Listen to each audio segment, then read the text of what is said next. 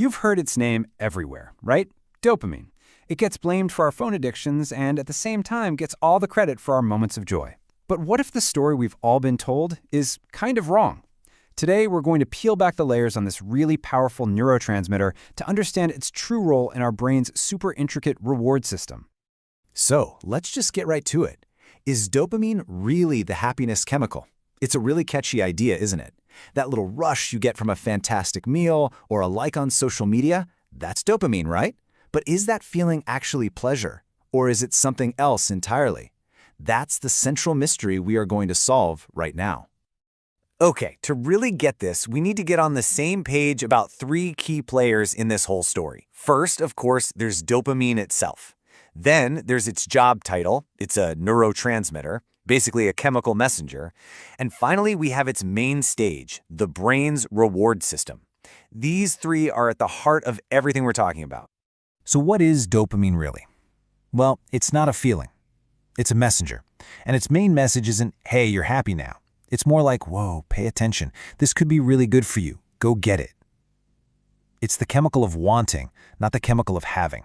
And trust me, that distinction is absolutely everything. So let's dive into its most famous role, being the engine of our motivation. This is the stuff that gets us off the couch, you know? It pushes us to go after the things we want and, more importantly, the things we need. And here's how that engine actually works. It's this simple but incredibly powerful reward loop. Just imagine you're thirsty. You drink some water. Your brain releases dopamine, not to make you feel happy about the water, but as a signal that says, hey, that was a good move. Let's remember to do that again. It reinforces the behavior, basically hardwiring the motivation for the next time. And this right here just illustrates that core difference perfectly. Pleasure is the destination. It's the actual feeling of satisfaction.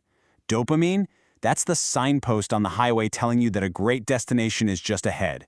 It's the go-get-it signal. It's the drive, not the feeling you get when you've arrived. But you know, this powerful reinforcement loop, it has a dark side. It's fantastic for building good habits like going to the gym, but it can also be hijacked. Things like drugs, gambling, or even just endlessly scrolling on your phone can trigger such a massive dopamine flood that they teach the brain a really dangerous lesson, that this one thing is more important for your survival than anything else. And that right there is the root of addiction. Okay, so quick midpoint check. We've established that dopamine is a key neurotransmitter, and its main job is driving motivation through the brain's reward system. Now that alone is a huge job, right? But that's not all it does. Its influence actually extends way beyond just wanting things.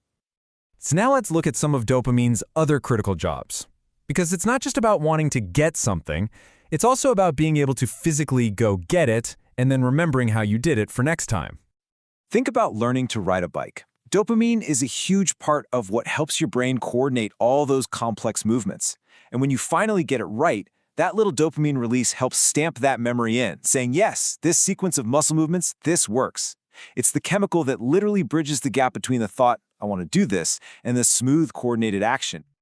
And there's still more. Beyond just motivation and movement, dopamine also plays this massive role as a regulator, helping to fine-tune our mood and our ability to focus.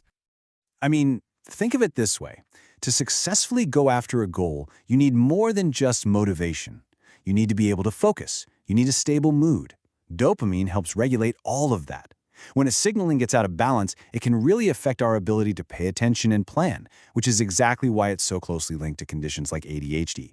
It really is a master coordinator for the mind. Okay, so we've seen all these different pieces of the puzzle. Now let's put it all together and really see the big picture of what dopamine is all about. So, as you can see here, while motivation is the biggest piece of the pie, for sure, it is nowhere near the whole story.